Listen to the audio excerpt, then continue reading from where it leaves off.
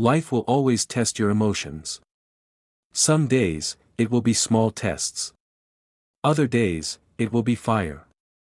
But the difference between peace and regret often lies in one moment, the moment you choose your response instead of letting your reaction rule you. Femi was a 32-year-old electronics dealer in Lagos. Calm, humble. Until someone crossed him. In those moments, his anger could light up the entire street. People knew him as Fine Man Femi, but also Hot Temper Femi. But that Tuesday morning, he woke up in a strangely good mood. He made his favorite breakfast, bread and akra, and promised himself he wouldn't let anything spoil his day. Around 10 a.m., a customer barged into Femi's shop, holding a portable speaker he had sold 2 days earlier. Customer then said to him, "This nonsense you sold to me is not working. Do you think I'm a fool?" Normally, Femi's mouth would have fired back like a generator starting after NEPA light returns. But something about the man's tone hit him differently this time. He could feel his chest tighten, his fists clench. Anger boiling like water in an electric kettle. Then, in that boiling moment, he remembered something his late mother used to say. When you are aware of your emotions, you gain the power to choose your response rather than be ruled by your reaction. Femi froze.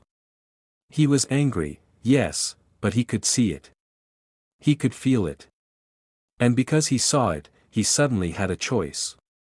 Instead of yelling, he looked the man in the eyes and said, "Sir, let's check it together. If it's faulty, I'll replace it. No problem."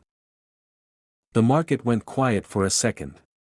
People expected a fight, insults, and maybe even chairs flying.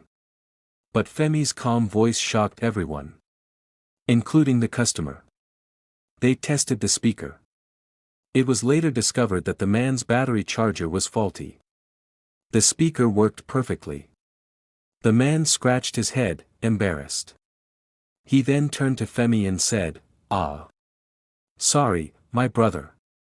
I thought." Femi cut in and said, "No wahala. I will still give you a new charger. Free of charge." Later that afternoon, a man in a neat Igbata walked into Femi's shop. He had been standing nearby during the morning incident.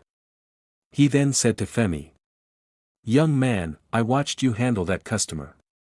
Most people would have lost control. I like your attitude. I want to supply you electronics at wholesale prices, no middlemen." That one moment of emotional awareness didn't just save Femi from embarrassment. It opened a door he never saw coming. Life will always present moments that try to pull you into anger, fear, or frustration. But here's the truth. Your emotions are powerful messengers, not dictators. When you stop and truly notice them, when you name your anger, acknowledge your sadness, or recognize your joy, you create a pause between what happens to you and what you do next. And in that pause lies your freedom. The freedom to respond with wisdom instead of regret. The freedom to choose a path that builds rather than destroys. So, the next time life pushes your buttons, don't let your reaction take the driver's seat. Pause. Breathe. Decide.